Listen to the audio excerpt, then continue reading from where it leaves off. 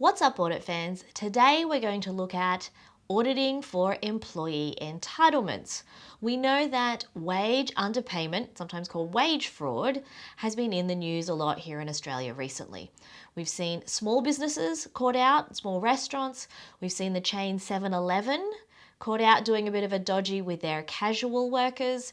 We've seen issues reported at Woolworths and also at higher education institutions, including the University of Melbourne, where staff were underpaid and paid the wrong rate. So accounting for entitlements can be really complicated, and today we're not going to dig in too much into the accounting, but we're going to get into the processes of how we account for wages and salaries, and then also the types of things we would consider when auditing those employee entitlements. Let's get into it.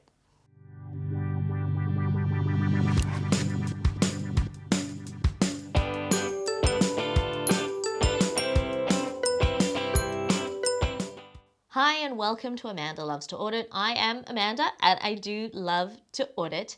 And today we're getting into employee entitlements. Now, of course, if you want information on detailed accounting treatment of employee entitlements, you can check out IFRS Box and Mastering IFRS. There's lots of other videos. I'll link to some in the description. The goal in today's video is to help you build a general understanding of how employee entitlements are actually processed within a firm so that you can then effectively do an audit. So I'm going to go down into my tablet here. So when I'm talking about employee entitlements, what exactly am I talking about? Well, the first part is your pay. So your pay usually falls into one of two categories. You might get a salary, a fixed amount over a fixed period of time, like a year, an annual salary, or you might earn a wage, and that's something where you're paid hourly or on a piece rate. So you've got salaries and wages. The other thing to think about is also leave. And employees tend to have different types of leave. There's sick leave for if you're unwell. There's annual leave, depending on your legislation and regulation, how much you get a year. And in some jurisdictions, you'll also get long service leave. Here in Australia, you will accrue long service leave from the day you start working. Once you hit 10 years, you'll be able to actually claim some of that long service leave and take it. So our leave needs to be placed on our balance sheet because they are liabilities. So these will be liabilities. Our salary and our wages will typically end up in some sort of salaries and wages expense. Now remember that regardless of our salary or our wage, certain things have to come out of that as well. So there needs to be taken out some deductions. Those deductions include for tax and superannuation. You might also have other types of deductions that come out, but I'm just going to talk about a really basic case here today. Now, when we think about employees, there's also different types of employees in terms of how long they work and the type of work that they do. So your employees might be full-time, they might be part-time, or they may be casual employees. All right, so all of these employees will be covered under AASB 119 and IAS 19, which is the standard about employee entitlements. This doesn't cover contractors. So if you're using contractors, that's a totally different type of situation.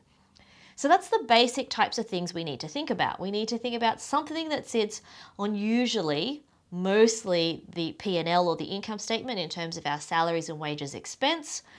And we're going to need to think about our liabilities for leave. There also may be a small amount of wages or salaries payable that sits on there because your end of financial period might not align specifically or exactly with your pay periods. So we also talked about how we have full-time, part-time and casual staff. And remember, pay might be, I'll do this in a different color, people might get paid weekly, they might be paid fortnightly. I'm paid fortnightly by my institution, or they could be paid monthly. It's pretty rare that anybody would be paid 6 monthly or quarterly, but these are the sorts of things you need to ask about when you go to your client. How many employees are there? How frequently are they paid? What is the payment method? I'm sure nobody gets actual physical cash anymore, but it could be electronic funds transfer. They might receive a check that you might have to actually bank. So we need to find out all of this information as well as the processes. So if we get into some of the processes, I'm going to start with when we have new employees. So there's going to be a process when we have new staff that we're going to need to, there's obviously some process to decide who to hire, etc. But that doesn't really come into the accounting side of things. That's more a HR issue. So I'm going to think about this from the accounting perspective. When we have a new staff member, there's a couple of things that we're going to need to do. We're going to need to add them to the payroll system. Now, usually that is some sort of accounting information system add-on, or it might be a separate payroll system. If you're using Xero, there are different add-ons for handling wages and salaries. So we have to add people to the payroll system, and then we're going to need to set up their profile. Now that profile is going to tell us, is it a salary or is it a wage? If it's a wage, so for salaries, we're going to have all of the conditions.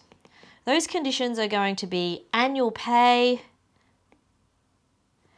how much leave they might get, sick leave accrues per year, annual leave that accrues per year, any other additional superannuation or tax considerations. So for salaries, setting them up in the system is pretty simple. They get a per annum salary, and we work that out based on the pay frequency, weekly, fortnightly, or monthly. Where it gets more complicated is for people who are on wages, because they need to be paid a specific rate based on the job that they do. And this is where wage underpayment and where they call the wage fraud and the wage theft that we've seen in the news really comes into play, because paying the correct rate is really, really important. If a person does 2 different jobs at a company, do they need to be paid 2 different rates for the time that they do for those different jobs? So we need to figure out a rate. Quite often there'll be something about the hours.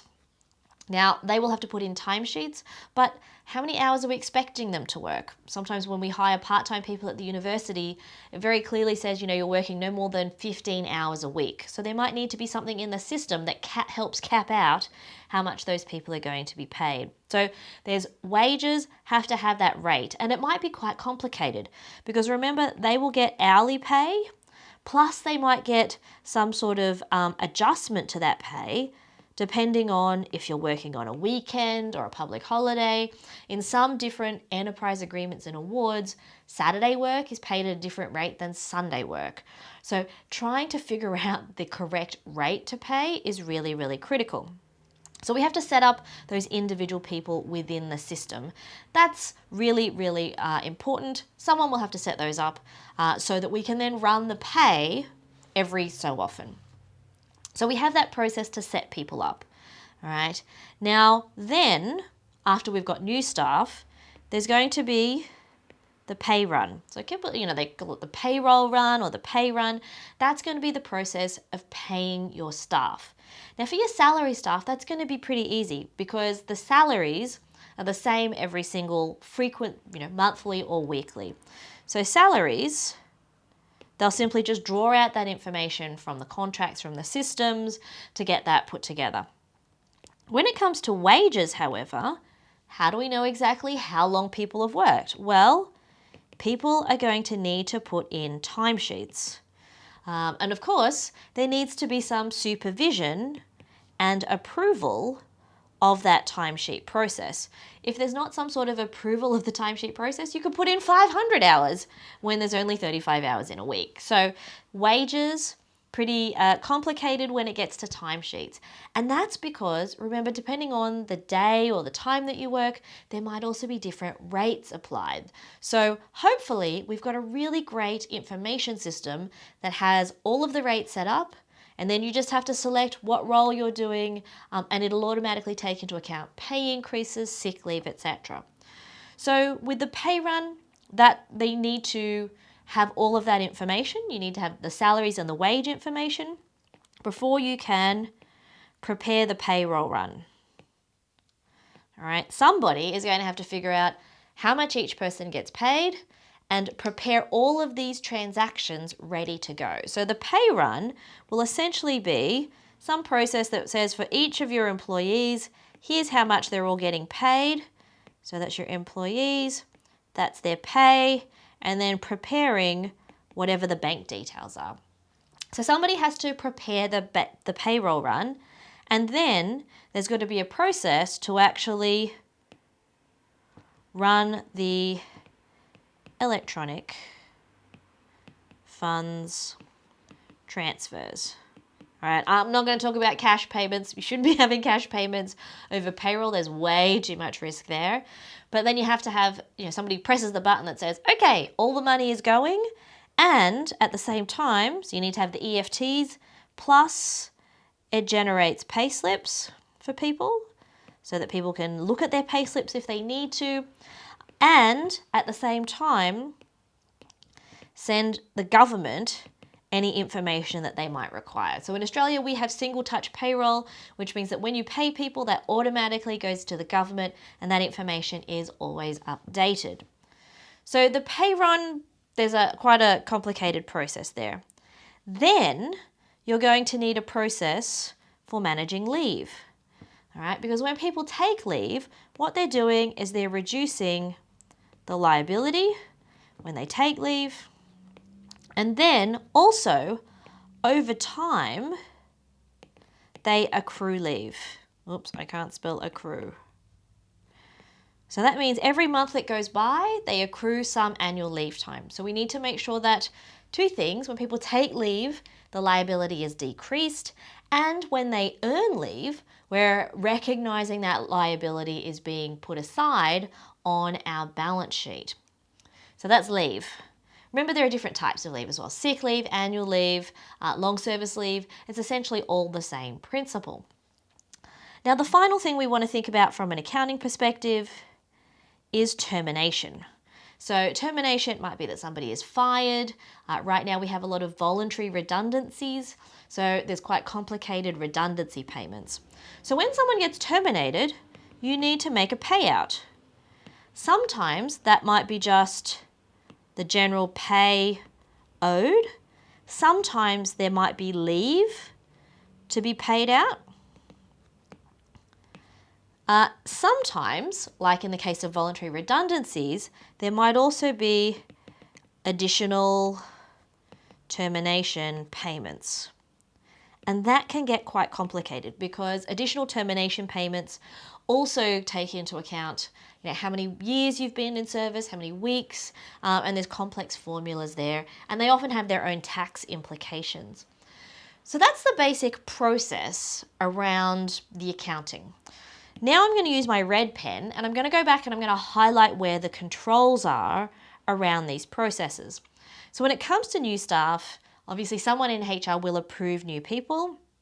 When we're setting up profiles, so when we're setting up profiles within the payroll system and all the data gets put in, there should be some process to check and approve new employee conditions. All right, so that means that we've got the right salary, we've got the right rate, it matches up to the contract correctly, because typically once we put all these pay details in, the salaries just run automatically. It's mostly an automated process. Wage is going to rely on those hours done. So if we don't set it up correctly the first time, then if you make a little mistake, it's like a mistake in a control system. That mistake is going to bubble over and happen over and over and over again, and then you're a bit stuffed. So you don't want to be in that situation. So we have to have, is there some sort of process to check and improve new employee conditions, that they're using the right rates and the right conditions.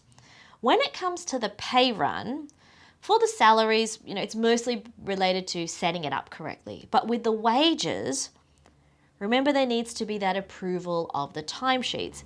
And there should be appropriate, every time that there's approval, I should have mentioned this earlier, there needs to be appropriate segregation of duties. Different people doing different jobs to make sure that we're paying them the correct amount for the correct hours that they've worked.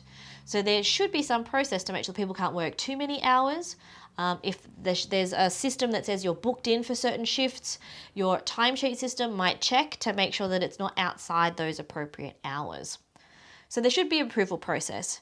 In preparing the pay run, then usually you have, again, segregation of duties there. So somebody in accounting will prepare all of the transactions for the pay. In a big institution like a university, there will be thousands of lines in this pay run.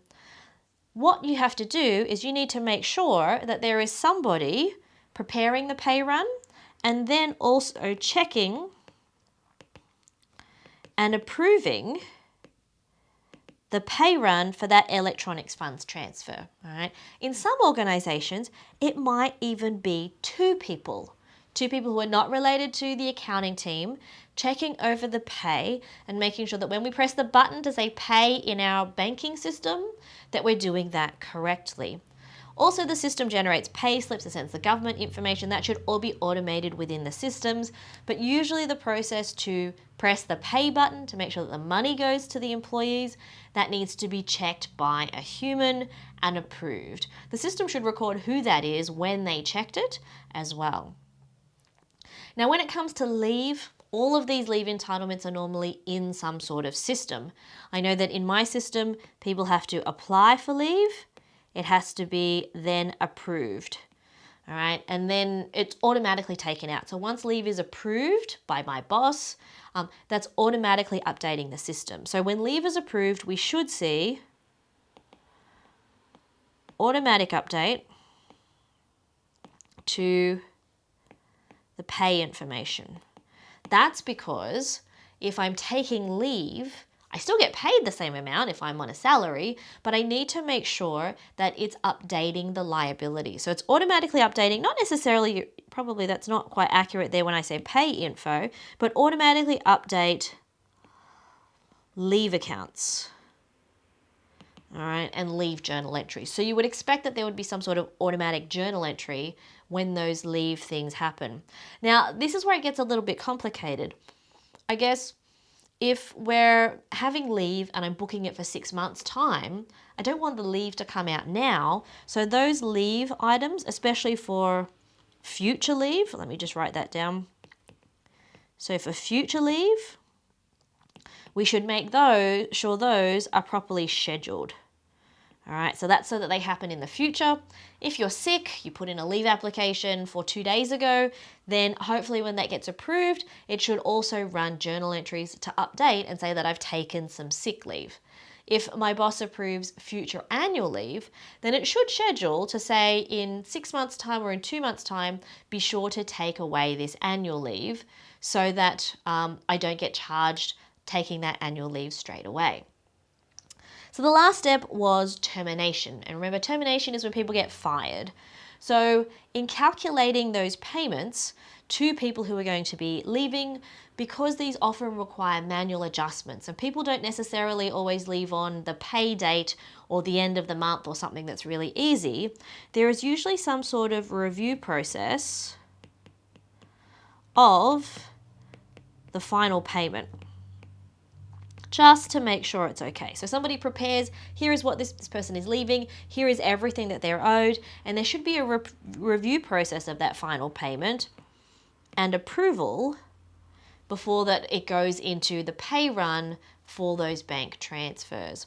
Now, sometimes companies might even do casual pay weekly, salaried pay monthly. So you need to really make sure that you understand your client, that you take these basic ideas of what you expect to see and then go in and make sure you ask the right questions to gather information about the entity you're auditing so that then you can design the right procedures. So that's the first part of analyzing and auditing payroll. It's understanding the process. Because remember, under ISA, ASA 315, we need to understand the entity. And we need to start by saying, well, how does this work at this client? I've given you some basic overviews and structures and things we would expect to see. But the key, if you're a student, analyzing the case that you get with the information. If you're an auditor out there or you're preparing to be an auditor, so it's really important here to make sure that you're asking the right questions, because firms are all going to have different practices and processes.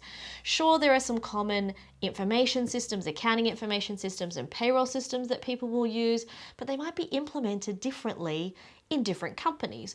So customizing our audit is really, really critical, and it depends on what you find out about your client. So use this as a basic structure, but it's not going to be exactly what you see out there in practice, because every single company is different. Thanks very much for watching. As always, if you haven't already, click the subscribe button, because there's always more content coming out. If you have an account that you'd like me to put on my list of things to audit, add it below. I've got lots on the list that people have been adding for so far. I'm going to be here for at least another 6 months making these videos, but I'm always looking to help my community out with more content. So stay safe, stay well, and I'll speak to you soon.